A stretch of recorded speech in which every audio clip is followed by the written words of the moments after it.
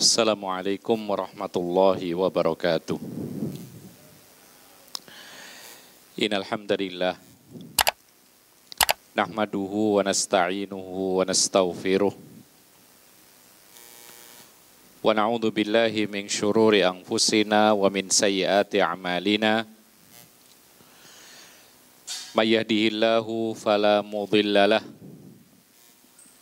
wa may yudlil fala hadiyalah. Asyhadu an la ilaha illallah wahdahu la syarika lah wa asyhadu anna Muhammadan abduhu wa rasuluh salawatullahi alaihi wa ala alihi wa sahbihi wa man tabi'ahum bi ihsanin ila yaumiddin wa sallama tasliman katsira amma ba'd. Ma'asyiral muslimin,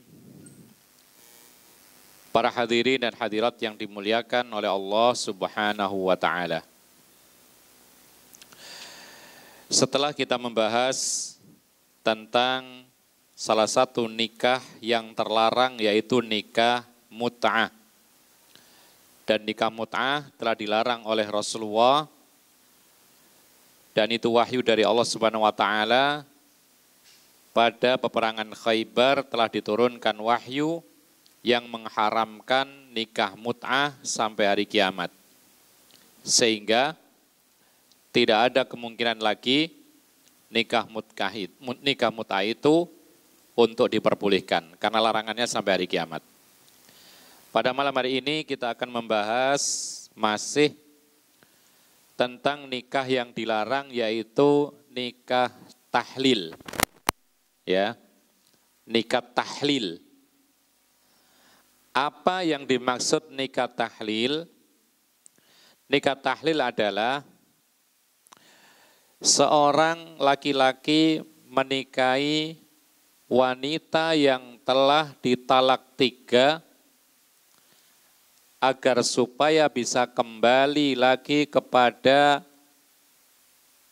mantan suami yang mentalak 3.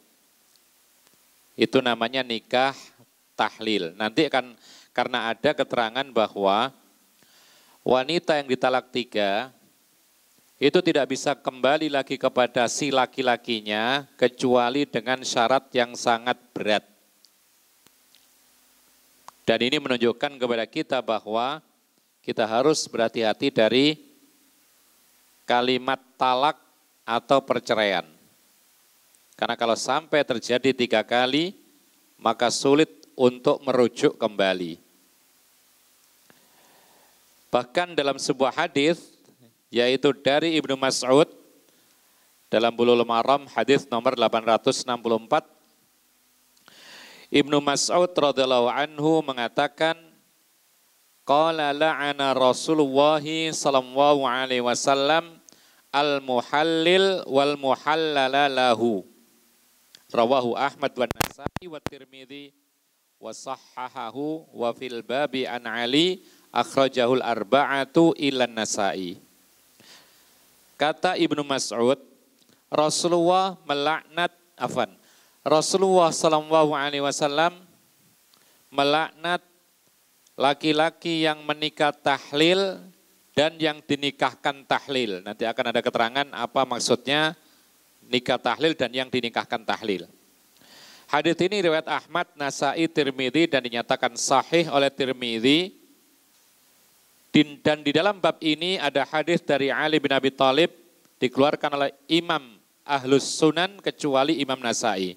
Dan hadis ini memang sahih seperti dinyatakan oleh Syekh Al-Albani rahimahullahu taala dalam kitabnya Sahih At-Targhib wa Tarhib nomor 3296. Intinya Rasulullah melaknat muhallil dan muhallal lahu. Apa itu laknat? Laknat itu adalah doa bitardi an rahmatillah. Mendoakan agar dijauhkan dari rahmatnya Allah. Ini adalah doa buruk. Rasulullah mendoakan seperti ini bagi orang-orang yang memang berhak. Karena apa? Karena mereka melakukan sebuah pelanggaran agama. Apa diantaranya? Melakukan nikah tahlil. Dilarang dalam agama. Maka dari itu Rasulullah mendoakan agar dijauhkan dari rahmat Allah. Semua manusia membutuhkan rahmat Allah. Tidak hanya orang Islam, orang kafir pun butuh rahmat Allah.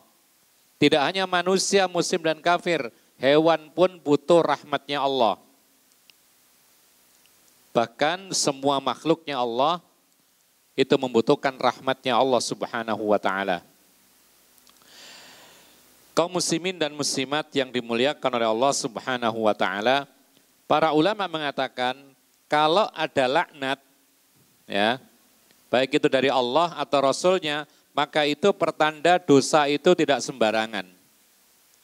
Dosa itu bukan dosa kecil. Kalau ada laknatnya, entah itu Rasulullah atau Allah sama saja, itu pertanda bahwa dosa itu adalah dosa besar. Makanya ada sebuah hadis Rasulullah melaknat an-namisah wal mutanammisah. Hati-hati. Kita punya anak, jauhkan dari pergaulan yang tidak benar. Kenapa? Nanti akan terpengaruh dengan kawan yang buruk. Ngapain? Rasulullah melaknat wanita yang mentato dan yang ditato. Apakah larangan mentato ini khusus bagi perempuan? Tidak. Dahulu, kebanyakan yang mentato dan ditato itu adalah wanita. Karena untuk bersolek, karena untuk ingin lebih cantik dan semisalnya, lebih menarik, ditato.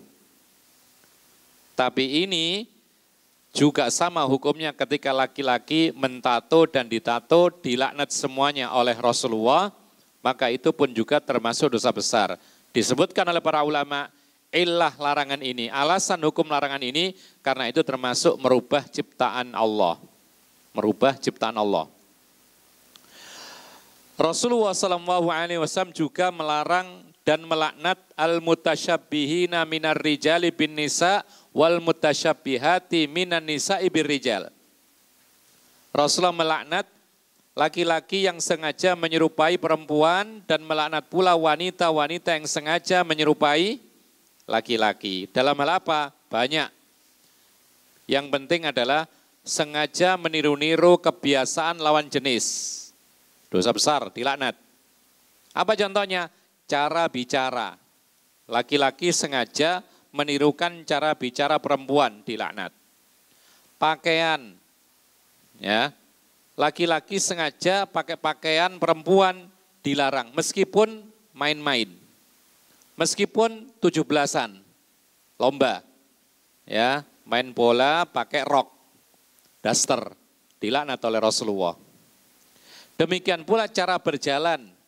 Sengaja laki-laki meniru gaya perempuan berjalan, maka ini termasuk dilaknat. Sebaliknya perempuan yang sengaja meniru gaya laki-laki, termasuk dilaknat. Perempuan pakai pakaian laki-laki. Perempuan berbicara seperti kaum laki-laki. Perempuan berjalan seperti berjalannya orang laki-laki, sengaja. Maka ini termasuk dilaknat. Dan para ulama mengatakan, tetapi kalau orang itu tidak ada kesengajaan, ya, memang dia punya kekurangan, seperti perempuan memiliki sifat, disebutkan oleh para ulama, sifat muyu'ah. Muyu'ah itu gemulai. Kalau memang dia tidak sengaja, memang dari sananya begitu, maka dia tidak berdosa, yang penting dia berusaha untuk menampakkan sifat aslinya laki-laki ya laki-laki, perempuan ya perempuan, maka tidak berdosa. Yang berdosa itu adalah sengaja. Kemudian juga Rasulullah melaknat man ittakhadha al-qubura masajid. Orang-orang yang menjadikan kuburan sebagai masjid. Apa bentuknya? Satu, membangun masjid di atas kuburan, dilaknat oleh Rasulullah. Dua, sengaja sholat menghadap kuburan. Yang kedua. Kemudian tiga, sholat di dalam kuburan atau di area kuburan. kecuali sholat jenazah ya yang sudah dikuburkan karena dia terlambat mengikuti sholat jenazah yang hadir. Sholat yang lain tidak boleh di atas kuburan. Kalau dilakukan dengan sengaja maka kena laknat dan ini adalah dosa besar. Kita kembali kepada masalah kita. Nikah tahlil dilaknat maka itu termasuk dosa besar. Ikhwan nafiddin azakumullah. Nikah tahlil yang melakukan disebut muhallil. Ini terjadi ketika ada perceraian suami istri, ya. Suami menceraikan istrinya yang pertama. Selesai. Kemudian rujuk lagi. Masih boleh. Lalu menceraikan yang kedua. Kemudian rujuk lagi. Lalu kemudian menceraikan yang ketiga. Maka saat itulah para ulama sepakat bahwa wanita itu tidak bisa kembali kepada laki-laki yang mentalak tiga dia, kecuali dengan berbagai macam syarat. Dan di antara syaratnya adalah tidak boleh laki-laki yang kedua menikahi wanita itu karena tujuannya adalah tahlil. Mengembalikan laki-laki yang menceraikan kepada wanita yang diceraikan tiga tadi. Itu namanya nikah tahlil. Jadi misalnya A, B suami istri. A menceraikan B sudah 3 kali, pisah. Ya. Di dalam Al-Quran, wanita yang ditalak 3 tidak bisa kembali kepada laki-laki tersebut kecuali wanita itu menikah dengan laki-laki yang lain, kemudian sempat dikumpuli. Baru bisa kembali kepada laki yang pertama. Maka ada orang yang ketiga datang, atau laki-laki yang kedua datang, sengaja menikahi wanita, lalu dikumpuli, kemudian dicerai supaya kembali kepada si laki-laki yang pertama. Ini namanya nikah tahlil. Jadi nikahnya, ini intinya nikah ini adalah nikah rekayasa. Nikah bukan untuk memiliki, nikah bukan untuk berkumpul, tapi nikah untuk berpisah. Dan tujuannya adalah menghalalkan laki-laki yang sebenarnya haram bagi si wanita tadi. Itu namanya muhalil. Jadi orang yang laki yang kedua muhalil, laki yang pertama yang menceraikan istrinya sampai 3 kali, itu disebut muhallalalahu, yang dihalalkan kepada perempuan dengan nikahnya laki-laki yang kedua tadi. Jadi objek. Ikhwana fiddin azakumullah. Para ulama mengatakan bahwasanya nikah tahlil termasuk nikah-nikah yang diharamkan seperti nikah yang lain, mut'ah, haram. Menikahi mahramnya sendiri, haram. Menikahi saudara kandung, haram. Menikahi saudara persusuan, haram. Menikah, siapa lagi? Mengumpulkan wanita dengan ibunya, termasuk haram. Mengumpulkan wanita dengan bibinya, haram. Kemudian juga menikah sesama jenis, sepakat para ulama batal pernikahannya, haram. Dan lain sebagainya. Ikhwanna fiddin azakumullah. Berikutnya para ulama mengatakan, yaitu para ulama ketika mengatakan bahwa Rasulullah melaknat orang yang nikah tahlil, kemudian orang yang dinikahkan tahlil juga dilaknat, padahal tidak berbuat apa-apa.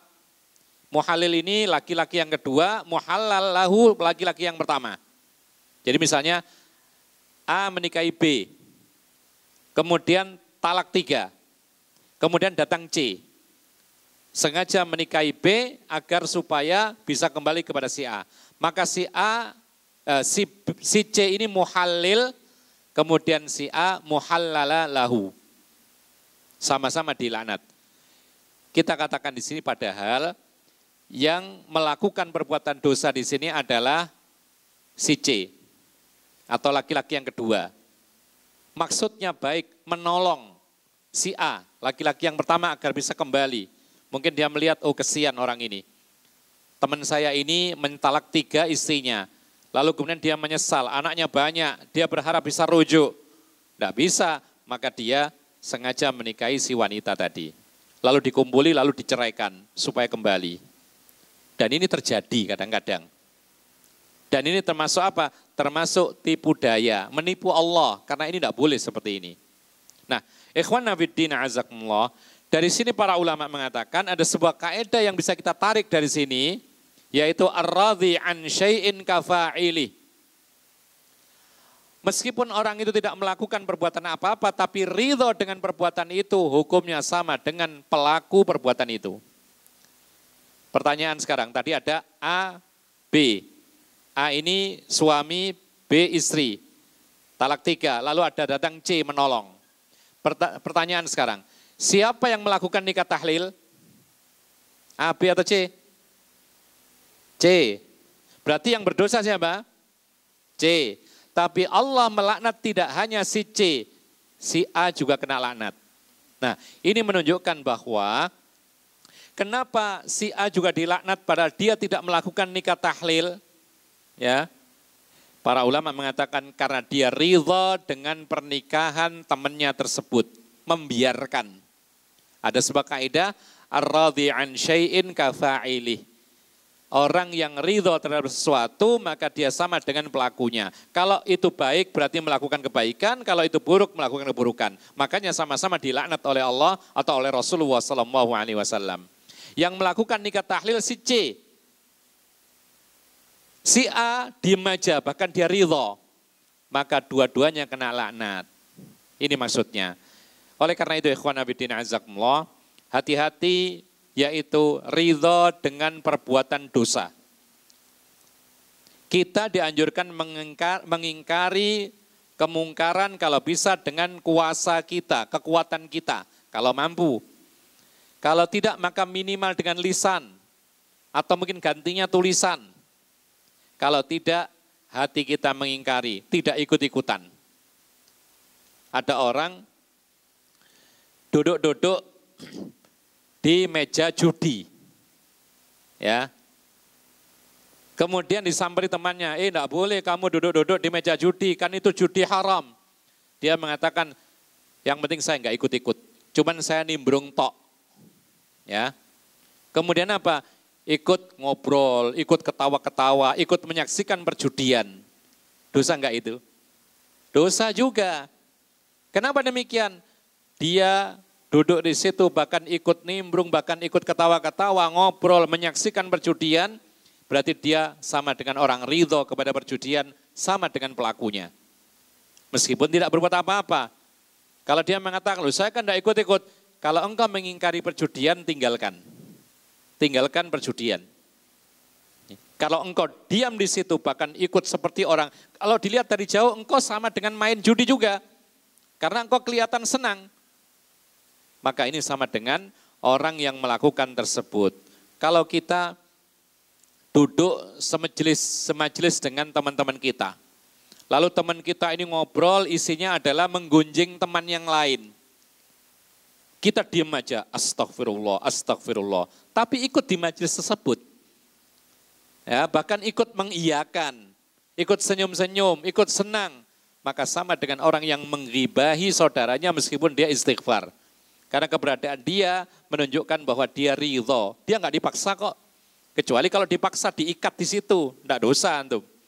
Tapi antum bisa meninggalkan tempat tersebut, maka mestinya ditinggalkan. Ikhwanna fiddin, a'azzakumullah. Berikutnya disebutkan juga oleh para ulama bahwasanya nikah tahlil itu tidak sahih kalau diterjang atau dilakukan. Menikah tahlil itu tidak sah. Bahkan mayoritas para ulama mengatakan batil. Yang namanya batil itu batal. Wujuduhu ka'adamihi. Keberadaan akad nikah itu sama dengan tidak ada pernikahan. Bahkan ikhwan nafiddin azakumullah, Umar ibn al-Khattab pernah berkata dalam sebuah perkataan, dalam sebuah hadis. Jadi Umar ini tegas. Ketika ada orang yang menikah tahlil, meskipun niatnya menolong saudaranya, maka beliau tegas. Di dalam sebuah hadis Diriwayatkan oleh Ibnu Abi Syaibah dan Abdur Razak serta Ibnu Munzir, Ibnu Umar pernah mengatakan dalam suatu perkataan, Umar Ibn Khattab pernah berkata dalam sebuah perkataan, apa kata beliau? La uta bimuhallilin wa muhallalin lahu illa rajamtuhuma.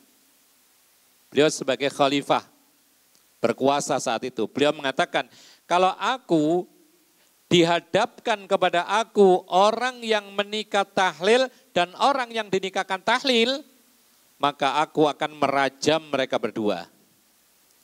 Jadi aku akan merajam mereka berdua. Apa artinya? Umar Ibn Khattab menghukumi orang yang menikah tahlil itu sama dengan orang yang melegalkan zina.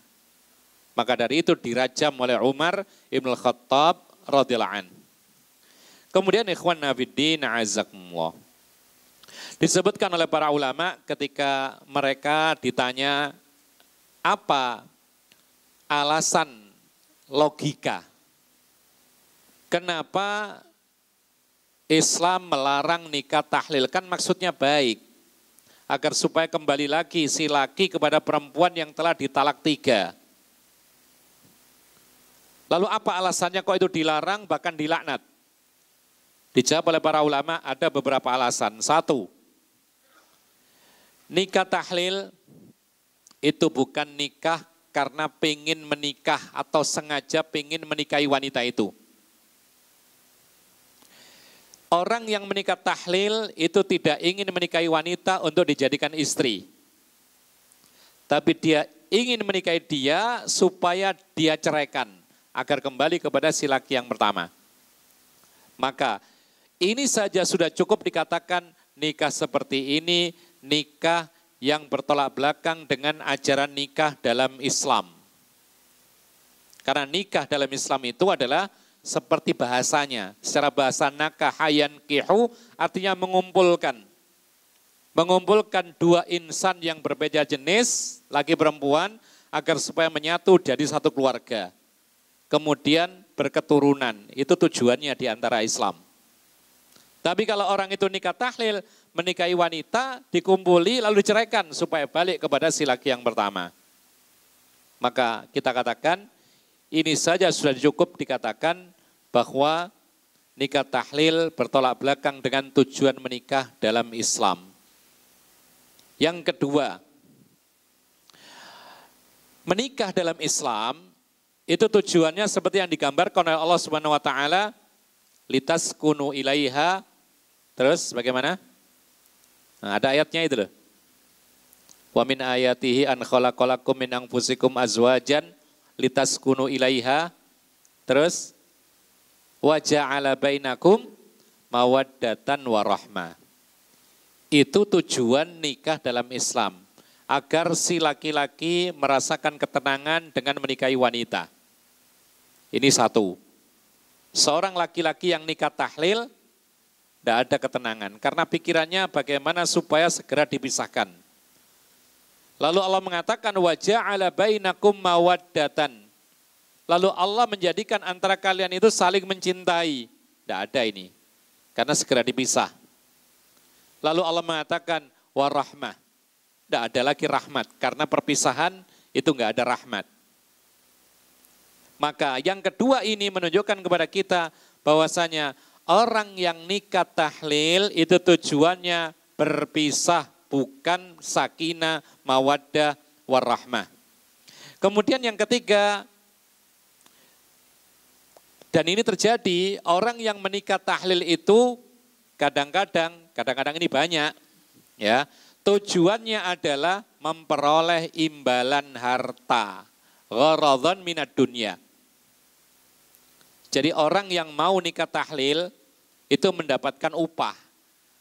Ya, karena apa? Karena mereka si laki-laki yang menceraikan istrinya 3 kali, kalau mau langsung rujuk kan tidak boleh, ketara gitu loh. Orang tahu semua ini haram.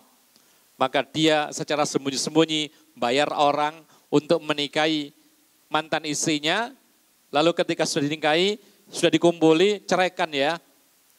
Nih uang. Jadi orang yang nikah tahlil itu tujuannya biasanya adalah materi. Bukan untuk mencari pasangan hidup, apalagi mengejar mawaddah warahmah dan semisalnya. Dan itu telah digambarkan oleh Rasulullah Sallallahu Alaihi Wasallam. Oleh karena itu dalam sebuah hadis Rasulullah pernah mengatakan kepada para sahabatnya tentang masalah ini. Apa kata Rasulullah? Rasulullah mengatakan, ala ukhbirukum bitaisil musta'ar.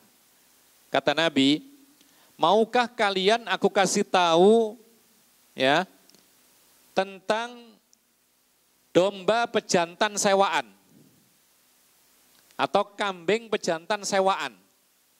Ya, begitu Rasulullah kadang-kadang cara mengajari umat itu tidak lempeng, ngajari, baca aja enggak. Menjelaskan terus enggak. Kadang-kadang Rasulullah memberikan tawaran. Ya, mau enggak kalian aku kasih tahu ini? Tentu saja orang penasaran. Ya, kadang-kadang Rasulullah juga memberikan contoh dengan perbuatan. Kadang-kadang Rasulullah memberikan soal jawab. Ini cara Rasulullah mendidik umat. Dan itu bisa kita ambil hikmahnya, terutama kita yang menjadi para tenaga pendidik. Jadi ajarkan kepada murid-murid itu dengan cara yang bervariasi agar enggak bosan. Jadi enggak melulu baca saja, enggak melulu menerangkan saja. Kadang-kadang kasih tawaran, kadang-kadang praktek, kadang-kadang apa? Soal jawab, kadang-kadang dikasih PR. Ya, Rasul juga pernah kasih PR para sahabatnya. Lalu ditinggal oleh Rasulullah. Besoknya dikoreksi oleh Rasulullah. Tapi nggak pakai kertas. Kalau pakai kertas pun juga boleh. Itu turuqu tadrisin Nabi SAW. Metode-metode Rasulullah dalam mengajari umat. Nah, Rasulullah mengatakan, maukah kalian aku beritahu tentang kambing pejantan sewaan? Maka para sahabat mengatakan, qalu bala ya Rasulullah. Tentu ya Rasulullah, kami ingin tahu siapa itu, apa itu maksudnya. Qala huwal muhallil. Kambing pejantan sewaan itu ibaratnya seorang muhallil, orang yang mau nikah tahlil. Menikahi wanita yang telah ditalak 3 oleh suaminya, agar supaya apa? Agar supaya bisa balik kepada laki-laki yang mentalak 3. Ini digelari oleh Rasulullah dengan kambing pejantan sewaan. Jadi laki-laki yang bisa disewa, ya nggak ada harganya, harga dirinya jatuh. Karena disewa untuk melanggar larangan Allah Subhanahu wa Ta'ala. Lalu Rasulullah melanjutkan, la'anallahu al-muhallil wal muhallala lahu akhrajahu Abu Dawud wa ghairu. Rasulullah mengatakan Allah melaknat muhallil dan muhallal lahu. Di sini Allah yang melaknat, dalam hadis Bulughul Maram yang melaknat adalah Rasulullah. Maka lengkap, nikah tahlil dilaknat oleh Rasulullah dan juga dilaknat oleh Allah Subhanahu wa Ta'ala. Kemudian ikhwan fiddin azakumullah. Berikutnya disebutkan oleh para ulama. Tadi dikatakan bahwasanya laknat itu mengenai orang laki-laki yang nikah tahlil dan juga laki-laki yang dinikahkan tahlil. Pertanyaannya adalah bagaimana dengan si wanitanya? Apakah kena laknat juga? Kalau laki-laki yang pertama yang mentalak 3 tadi kena laknat karena dia setuju. Bahkan kadang-kadang dia yang nyuruh. Bahkan kadang-kadang dia kasih ongkos. Pertanyaannya adalah bagaimana si wanita, apakah dia mendapatkan laknat dan dia berdosa atau tidak? Maka dalam hadis tidak disebutkan wanitanya. Ya. Dalam hadis tidak disebutkan si wanita yang ditalak 3 itu kalau diperlakukan tingkat tahlil, apakah ikut berdosa atau tidak? Maka ketika tidak ada keterangannya, kita kembalikan kepada kaedah yang umum, yang baku. Apa itu? Disebutkan oleh para ulama, kalau wanita itu tahu ya bahwa dia sedang diperlakukan nikah tahlil dan dia bersedia, maka dia pun juga kena laknat karena dia termasuk yang andil. Karena kalau dia tidak setuju, tidak akan terjadi gitu loh. Tapi karena dia mau dan dia tahu, maka dia pun kena laknat. Tapi kalau dia tidak tahu, ditipu misalnya, dan tidak diberitahukan sama sekali oleh manapun pihaknya, maka wanita itu tidak berdosa. Dan itu dianggap wanita yang terpaksa karena dia tidak tahu. Ma'asyiral muslimina rahimakumullah. Permasalahan yang disebutkan oleh para ulama, bahwasanya nikah tahlil itu biasanya ada kesepakatan antara laki-laki yang pertama dengan laki-laki yang kedua, baik dengan ongkos atau gratisan, mungkin sekedar nolong. Itu biasanya jelas-jelas ada kesepakatan. Nah, sekarang pertanyaannya, bagaimana seandainya nikah tahlil ini dilakukan tidak diberitahukan kepada siapapun oleh satu orang ini? A, B, suami istri, kemudian C. Maksudnya siapa? C ini melakukan nikah tahlil itu dengan sembunyi. Dalam hatinya ada niat nikah tahlil dengan si wanita. Dalam hatinya ingin segera menyatukan kembali yang terpisah. Dia tidak mengungkapkan apa-apa. Dia tidak memberitahukan kepada si pihak laki-laki yang pertama atau mantan istrinya. Dia tergerak untuk menikahi wanita lalu segera dipisahkan kemudian agar kembali kepada laki-laki yang pertama. Artinya apa? Si muhallil ini tidak memberitahukan nikah tahlil tetapi di hatinya niat nikah tahlil.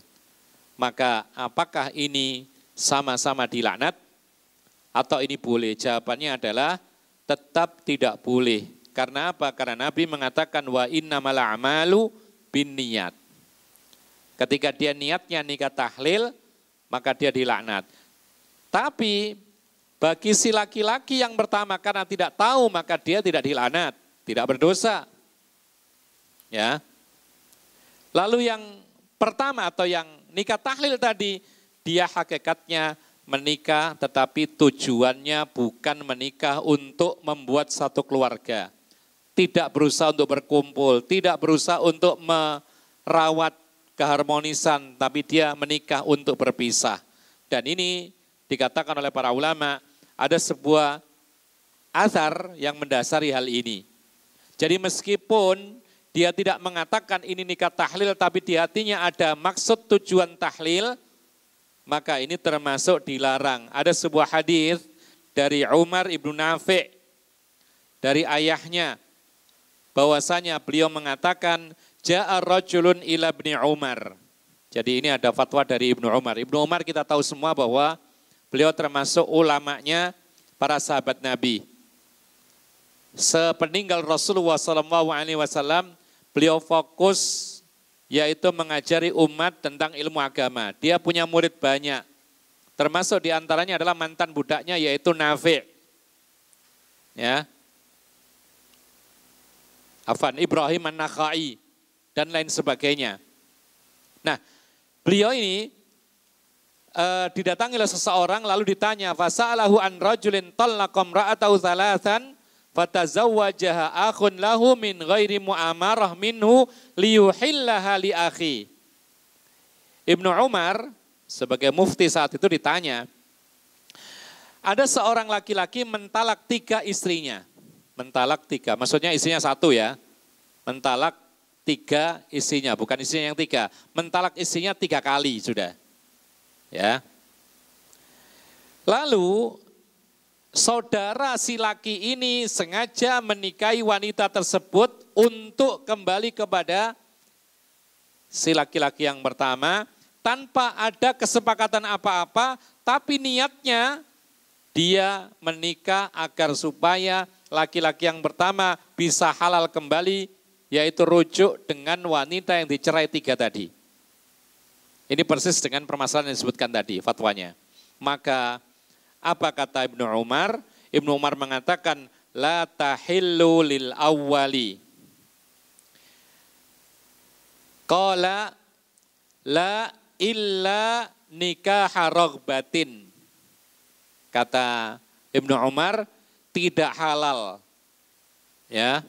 Untuk si laki yang pertama, kecuali dibolehkan itu adalah betul-betul nikah raghbah. Bukan nikah tujuannya untuk pisah, tapi betul-betul laki-laki yang kedua itu menikahi wanita ini memang ingin menikah, ingin langgeng. Ternyata qadarullah pisah, nah ini boleh kembali kepada yang pertama. Kemudian beliau mengatakan, kunna na'uddu hadza sifahan ala ahdi Rasulillah sallallahu alaihi wasallam. Kami menganggap seperti ini adalah termasuk zina. Pada zaman Rasulullah sallallahu alaihi wasallam, hadits ini riwayat Hakim dan dinyatakan sahih oleh Syekh Al-Albani rahimahullah dalam kitabnya Irwaul Ghalil. Jadi ikhwana fiddin azakumullah, meskipun dia tidak memberitahukan bahwa ini saya nikah tahlil, maka ini termasuk haram. Bahkan para sahabat Nabi menyatakan itu sebagian daripada zina. Kalau dia tujuannya menikahi wanita, lalu dikumpuli, lalu dipisahkan, kemudian untuk kembali si wanita itu kepada laki-laki yang menceraikan tadi. Ikhwanna fiddin a'azzakumullah. Ini sekaligus menunjukkan kepada kita bahwa nikah tahlil itu berat hukumnya. Lalu ada hadis yang berikutnya, yaitu an Aisyah radhiyallahu anha qalat talaqa rajulun imra'atahu thalathan. Ada orang laki-laki menceraikan istrinya 3 kali. Fatazawwajaha rajulun thumma talaqaha qabla an yadkhula biha. Lalu ada orang lain menikahi wanita tersebut, kemudian dicerai wanita itu sebelum dikumpuli. Fa arada zaujuhal awwalu an yatazawwajaha. Lalu suami yang pertama tadi ingin menikahi kembali wanita yang diceraikan 3 tadi. Fasa'ala Rasulullah an dzalik. Lalu kemudian orang ini tanya kepada Rasulullah akan hal tersebut. Faqala la hatta yadhuqal akhar min usailatiha ma dzaqal awwal. Tidak boleh kecuali orang yang kedua, laki-laki kedua tadi, yaitu betul-betul melakukan jima, merasakan yang namanya jima itu, berhubungan badan, sebagaimana yang pertama telah melakukan hal itu. Hadis ini muttafaqun alaih dan lafadznya milik Muslim. Hadis ini menunjukkan kepada kita bahwasanya salah satu syarat wanita yang ditalak 3 itu bisa kembali kepada laki-laki yang mentalak 3, diantaranya adalah wanita tersebut harus menikah dengan laki-laki lain dan sempat dikumpuli. Ini salah satu syaratnya. Kalau hanya nikah dengan orang lain, belum sempat kumpul, maka belum bisa kembali kepada laki-laki yang pertama. Makanya ada sebuah kisah juga dalam hadis yang sahih, muttafaqun alaih. Ada seorang wanita datang kepada Nabi SAW. Ya. Kemudian dia menceritakan bahwasanya dia adalah telah ditalak 3 oleh suaminya. Talak 3. Lalu kemudian wanita ini dinikahi oleh orang lain. Ibnu Zabir namanya. Kemudian wanita ini mengatakan, cuman masalahnya Ibnu Zabir ini disebutkan dalam hadis, ya, dia memiliki penyakit. Apa penyakitnya? Disebutkan seperti ujungnya kain. Apa maksudnya? Maksudnya di sini penyakit laki-laki tidak bisa mengumpuli istrinya. Bahasa kita impoten. Ya, kalau impoten kan nggak bisa ngumpuli istrinya. Lalu kemudian Rasul tahu maksudnya wanita tanya ini. Rasul mengatakan, kamu ingin kembali kepada suamimu yang pertama kan? Maka wanita ini senyum-senyum. Maka Rasul mengatakan tidak boleh. Kecuali yaitu laki-lakimu yang kedua betul-betul mengumpuli engkau. Jadi betul-betul terjadi hubungan badan lalu berpisah tanpa ada kesepakatan di muka. Baru bisa kembali kepada yaitu laki-laki yang pertama. Ikhwana fiddin a'azzakumullah. Hadis ini juga menceritakan dalam ayat Al-Quran Allah mengatakan fa in talaqaha fala tahidu lahu min ba'du hatta tankiha zaujan ghairah. Ayat ini menceritakan tentang wanita yang ditalak 3 kata Allah Subhanahu wa taala, kalau si laki itu mentalak 3 istrinya, ya, mentalak istrinya 3 kali, maka wanita itu tidak halal buat laki-laki yang mentalak 3 itu kecuali wanita itu telah menikah dengan laki-laki yang lain. Tapi keumuman ayat ini disebutkan dalam hadis tidak cukup hanya akad nikah, tapi betul-betul terjadi hubungan badan. Lalu ditambahkan lagi oleh para ulama, setelah itu berpisah tanpa ada perjanjian. Kalau berpisahnya ada perjanjian, balik lagi namanya nikah tahlil. Ya. Makanya para ulama mengatakan sulit, biasanya laki-laki kalau menikahi perempuan, kalau sudah cocok ya nggak akan bisa, kan gitu. Akhirnya apa? Akhirnya si laki-laki yang ingin kembali kepada perempuan yang ditalak 3 hanya nunggu saja, ternyata dia langgeng. Ya, maka tidak ada harapan untuk kembali lagi. Ikhwana fiddin, a'azzakumullah. Adzan? Belum. Taib. Jadi para ulama menyebutkan ya bahwasanya nikah tahlil itu dilaknat. Hadis yang kita bacakan tadi menunjukkan bahwasanya ternyata kadang-kadang hadis itu di antara fungsinya adalah yaitu menafsirkan Al-Quran. Karena dalam Al-Quran syarat kembalinya wanita yang ditalak 3 kepada laki yang mentalaknya itu hanya wanita itu kawin dengan orang lain. Tapi ternyata dalam hadis Rasulullah menolak, harus terjadi yang namanya hubungan badan. Maka ini menunjukkan kepada kita bahwa penting kita mempelajari sunnah Rasul atau hadis-hadis Nabi. Karena kadang-kadang dalam Quran itu mutlak global. Lalu penjelasannya ada dalam hadis. Dan para ulama menyebutkan bahwasanya kita kalau hanya berpegang Quran saja, maka kita tidak akan bisa mengamalkan Islam dengan baik dan benar. Kenapa demikian? Disebutkan oleh para ulama, karena umumnya perintah-perintah agama dalam Quran itu adalah mujmalah, global. Kita lihat sholat, hanya disebutkan qiyam, ruku, sujud, membaca yang mudah dari Quran. Kalau kita hanya pakai Quran ketika sholat, maka kita tidak baca Al-Fatihah. Kita tidak bertakbiratul ihram karena nggak ada dalam Quran. Kita tidak tasyahud awal atau akhir. Dan kita tidak mengucapkan salam ketika menutup sholat karena nggak ada dalam Quran. Lalu terus adanya di mana? Dalam hadis. Puasa. Tidak ada keterangan yang detail apa pembatalnya, apa kewajibannya, apa syarat rukunnya. Adanya di mana? Dalam hadis. Jadi perintah-perintah agama dalam Quran itu umumnya mujmal, global. Lalu didetailkan, dijelaskan dalam hadis-hadis Rasul. Makanya banyak kesalahan, kelompok-kelompok yang menyimpang itu biasanya karena menafsirkan Al-Quran tanpa bimbingan para ulama, menafsirkan sendiri atau ditafsirkan oleh pimpinan kelompoknya.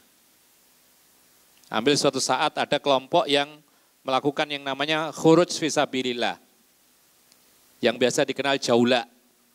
Itu ternyata khuruj ini ditafsirkan dari firman Allah, kuntum khaira ummatin ukhrijat linnasi, ta'muruna bil ma'ruf wa tanhauna 'anil munkar. Kamu adalah sebaik-baik umat, dikeluarkan untuk manusia, beramar ma'ruf nahi mungkar, maka keluar dari rumah. Yang penting keluar dakwah, bukan itu maksudnya. Kalau kita lihat tafsirnya bukan demikian.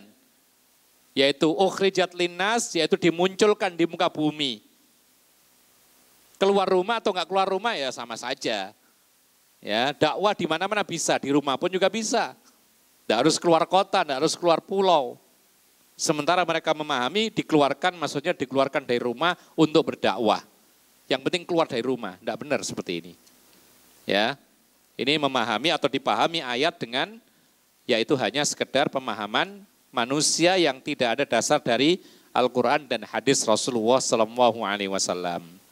Ikhwana fiddin azakumullah. Maka kita simpulkan bahwa wanita yang ditalak 3 oleh suaminya, maka tidak bisa rujuk. Dikenal dengan bainatun kubro, pisah dengan perpisahan yang besar. Tapi dalam Islam diperbolehkan wanita yang ditalak 3 untuk kembali kepada si laki yang mentalak 3 dia, itu dengan beberapa syarat. Kita simpulkan sekarang syarat yang pertama. Judulnya adalah syarat wanita yang ditalak 3 boleh kembali kepada laki-laki yang mentalaknya. Yang pertama adalah wanita tersebut menikah dengan laki-laki yang lain dengan pernikahan yang sesungguhnya, bukan rekayasa, bukan nikah tahlil. Nikah tahlil bagaimana? Nikah tahlil itu nikah tapi ingin segera berpisah supaya kembali kepada laki pertama. Ini syarat yang pertama yang paling inti. Ya. Jadi betul-betul nikah raghbah, nikah betul-betul ingin menikah. Yang namanya ingin menikah, ingin menjadikan wanita sebagai istrinya, langgeng. Ya. Tidak ada keinginan untuk berpisah, tidak ada keinginan untuk salah satu mati duluan, tidak ada. Ya. Betul-betul dia menikahi laki-laki yang kedua ini, menikahi wanita itu untuk menjadi salah satu anggota keluarganya. Satu. Kemudian yang kedua, syarat nikahnya laki-laki yang kedua dengan wanita yang ditalak 3 tadi adalah tidak boleh ada niat tahlil. Meskipun hanya niat, tak boleh. Ya. Karena apa? Karena fatwa Ibnu Umar tadi itu dianggap zina. Sifah zina. Jadi nggak boleh meskipun tidak diungkapkan saya mau nikah tapi sementara. Tidak diungkapkan. Tapi dalam niatnya saya ingin menolong saudara saya ini, kesian berpisah, banyak anaknya, talak 3 nggak bisa balik. Jadi sudah saya niat nikah, lalu saya kumpuli, lalu saya pisahkan supaya dia kembali. Ini namanya nikah tahlil tapi dengan niat. Tidak boleh. Jadi syarat yang kedua adalah tidak boleh dalam hati orang yang menikahi wanita yang talak 3 tadi, itu tidak boleh ada niat tahlil. Lalu syarat yang ketiga, ya, untuk kembalinya wanita itu kepada laki yang mentalaknya talak 3, yaitu betul-betul dalam pernikahan dengan laki-laki lain ini betul-betul terjadi hubungan badan. Harus ada betul-betul terjadi hubungan badan. Kalau hanya sekedar nikah lalu dicerai, belum boleh kembali kepada laki yang pertama. Ya, karena terjadi pada zaman Rasulullah, laki-laki yang kedua menikahi wanita yang ditalak 3, tapi ternyata laki-lakinya tidak mampu mengumpuli si wanita itu karena ada penyakit. Maka Rasul tetap mengatakan tidak bisa kembali. Harus betul-betul ada yang menikahi engkau dengan nikah yang sebenarnya dan terjadi hubungan badan.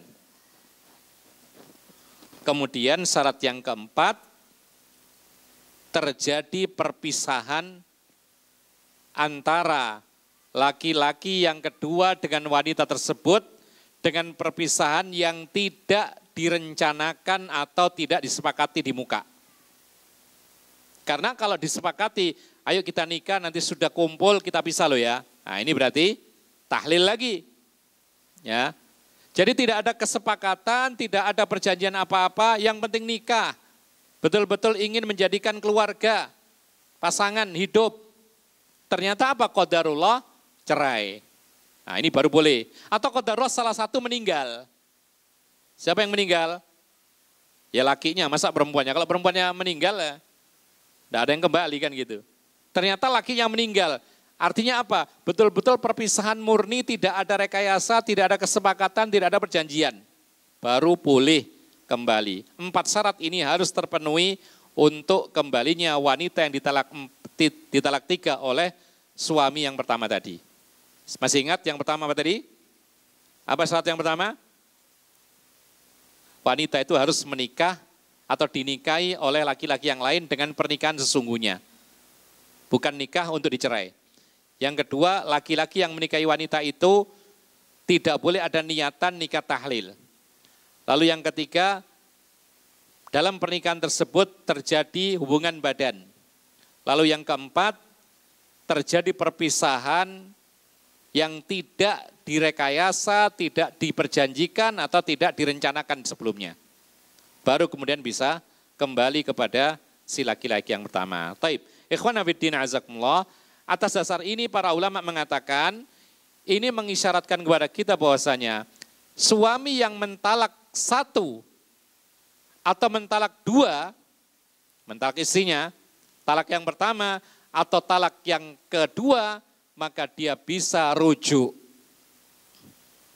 Ya. Tapi ada dua kemungkinan. Talak satu dan kedua itu ada dua kemungkinan. Kemungkinan yang pertama masih masa iddah. Kemungkinan yang kedua setelah selesai masa iddah. Dua-duanya ini bisa rujuk. Tapi cara rujuknya berbeda. Talak satu, talak dua hukumnya sama. Cara rujuknya. Taib. Seorang laki-laki mentalak istrinya, talak pertama. Masa iddahnya berapa? Baca ayat wal mutallaqatu yatarabbasna bi anfusihinna thalathata quru. Wanita yang dicerai suaminya, baik talak satu atau dua, maka harus menunggu masa iddah selama 3 quru. Sebagian para ulama mengatakan 3 kali suci dari haid. Berarti masa iddahnya wanita yang ditalak talak satu atau dua itu adalah 3 kali masa suci dari haid. Nah sekarang si laki mengatakan kepada istrinya, kamu saya ceraikan. Mulai detik itu menjalani masa iddah. Nah, selama masa iddah ini, kalau dia rujuk, boleh enggak? Langsung rujuk, enggak ada konsekuensi apa-apa. Ya. Rujuk dengan perkataan, saya rujuk ya, misalnya. Saya kembali kepada engkau. Saya merujuk engkau. Ini rujuk dengan perkataan. Atau dengan perbuatan, si laki ini mengumpuli istrinya. Ya, maka ini namanya rujuk bil fi'li. Di masa iddah boleh, tapi ingat dia sudah punya simpanan satu talak. Kalau misalnya si laki mengatakan kamu saya ceraikan, mulai detik ini menjalani masa iddah 1 bulan, 2 bulan sampai 3 kali masa suci tidak rujuk-rujuk, maka habis masa iddahnya. Dapat 1/2 tahun. Ternyata suaminya ingin rujuk, boleh enggak? Ikhwan? Boleh, tapi karena sudah habis masa iddah, kalau dia mau rujuk wanita tersebut harus menikah lagi dengan dia, menikah akad baru lagi. Karena sudah masa iddah habis, istri sudah tidak menjadi istri lagi, tapi masih boleh rujuk, tapi syaratnya dengan akad nikah. Bukan pembaharuan ya, karena memang sudah selesai. Dengan masa iddah selesai itu, habis pernikahannya, kalau mau menikah lagi, rujuknya dengan akad nikah lagi. Talak 2 sama dengan talak 1. Ingat, ketika dia sudah mentalak lalu rujuk, sudah dihitung 1 kali. Terulang lagi demikian, meskipun rujuk lagi, sudah dapat 2 kali. Hati-hati, kalau sampai talak yang ketiga, ini konsekuensinya. Tidak bisa rujuk kecuali dengan 4 syarat yang sangat ketat tadi. Bisa dipahami ya? Jadi intinya adalah, seorang laki-laki menceraikan, makanya jangan main-main dengan kata cerai. Dikit-dikit cerai, ya, marah dikit cerai. Jangan. Ya, bahkan ada seorang itu, saya ceraikan kamu 1000 cerai. Tidak bisa seperti ini. Bahkan para ulama mengatakan, orang yang langsung mentalak 3 tanpa proses talak 1, 2, maka mayoritas para ulama mengatakan itu dianggap 1. Tidak bisa langsung 3 karena ada masa iddahnya. Jadi nggak bisa main-main. Oleh karena itu kita harus mempelajari hukum cerai ini agar kita tidak jatuh kepada kesalahan. Ikhwana fiddin azakumullah, maka itulah yang bisa kita sampaikan tentang masalah nikah tahlil dan semoga kita dihindarkan dari pernikahan yang semacam ini. Baik, kita cukupkan sampai di sini. Mungkin ada yang bisa atau bertanya, kalau ada yang ditanyakan kami persilakan. Kalau ada yang monggo. Ya. Waalaikumsalam warahmatullahi wabarakatuh.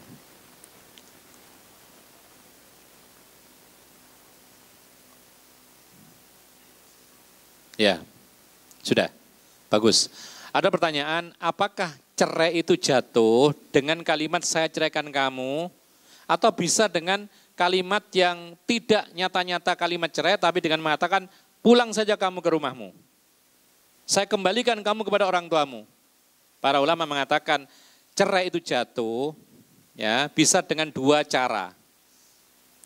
Yang pertama dengan kalimat sharih, gamblang, yang tidak ada makna lain kecuali berpisah atau cerai. Seperti yang pertama tadi, seorang laki-laki mengatakan tolak tuki, anti tolik, kamu saya ceraikan, kamu sudah saya ceraikan, ini harus jatuh talak satu, seperti ini. Karena kalimatnya nyata, cerai, tidak ada takwilan, tidak ada makna lain kecuali makna berpisah, cerai. Jadi dengan kalimat itu dilontarkan, kalau dia sadar maka jatuh talak. Cara yang kedua, sindiran, ghairu sharih.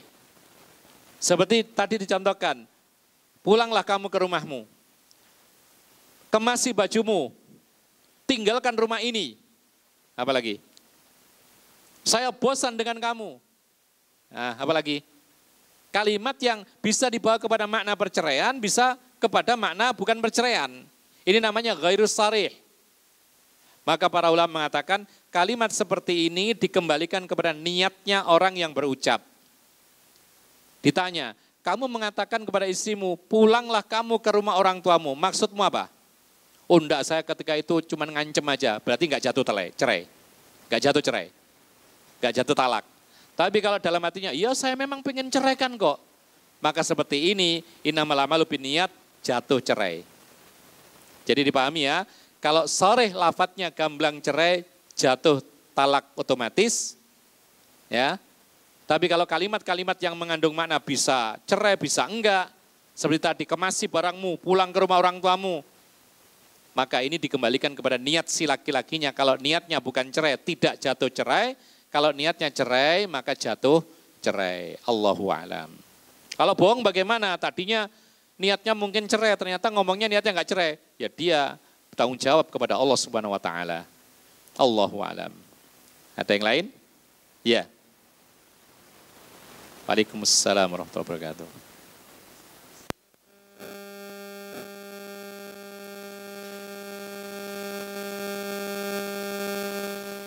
Ya. Taib. Bolehkah seorang wanita minta cerai dengan sebab karena suaminya terikat terlilit hutang tanpa sepengetahuan istrinya? Kita tanyakan sekarang, apakah istrinya mendapati mudarat? Nah, kalau mendapati mudarat sebab suaminya berhutang tanpa sepengetahuan istrinya, maka berarti di sini tidak berdosa istrinya. Karena yang berdosa itu adalah wanita minta cerai kepada suaminya tanpa sebab syar'i. Ya, itu yang nggak boleh. Jadi para ulama mengatakan sebab syar'i ini walaupun berkaitan dengan dunia boleh. Karena pada zaman Rasulullah ada wanita minta pisah karena apa? Nggak suka dengan suaminya. Sudah dicoba, tetap nggak suka. Wanita ini kebetulan wanita yang ya rupawan gitu ya. Dapat suami yang, mohon maaf disebutkan damimul wajh. Orangnya pendek, kemudian wajahnya buruk. Lalu kemudian kepada Nabi SAW melapor. Akhirnya apa? Rasul menasihatkan agar terus saja sabar. Dia nggak mau. Dia bertanya, wahai Rasulullah, ini wahyu dari Allah perintah untuk bertahan atau ini usulan kamu, wahai Rasulullah? Ini usulan. Ya sudah kalau gitu saya nggak butuh. Akhirnya bercerai. Jadi kalau tidak ada sebabnya maka itu yang wanita yang dilarang dan itu haram bagi wanita. Tapi kalau ada sebabnya seperti tadi terlilit hutang kemudian dia tidak bisa bertahan bahkan dia mendapati mudarat, ya, dipermalukan oleh masyarakat dan misalnya maka dia boleh. Tapi kita katakan bukan berarti kemudian diperintahkan untuk minta cerai. Ada hal yang lebih baik bersabar. Mungkin itu masih diuji oleh Allah. Mungkin ini tahap laki-laki sedang dalam keadaan yaitu memperbaiki diri dan misalnya perlu dipertimbangkan minta cerai. Nah, apalagi sudah punya anak-anak. Kalau bercerai itu pasti yang jadi korban adalah anak-anak. Anak-anak tidak bisa diasuh oleh dua bapak dan ibu yang sesungguhnya. Kadang-kadang pindah asuhannya kepada kakek neneknya, kadang-kadang kepada bibiknya dan lain sebagainya. Tentu saja berbeda. Orang tua sendiri mengasuh anaknya dengan orang lain mengasuh anak orang lain. Allahu a'lam. Dan ini yang bisa kita sampaikan. Mudah-mudahan bermanfaat. Wa akhiru da'wana alhamdulillahirabbil alamin. Wassallallahu ala nabiyina Muhammad wa ala alihi wa sahbihi ajma'in. Wa subhanakallahumma bihamdika asyhadu an la ilaha illa anta astaghfiruka wa atubu ilaik. Assalamualaikum warahmatullahi wabarakatuh.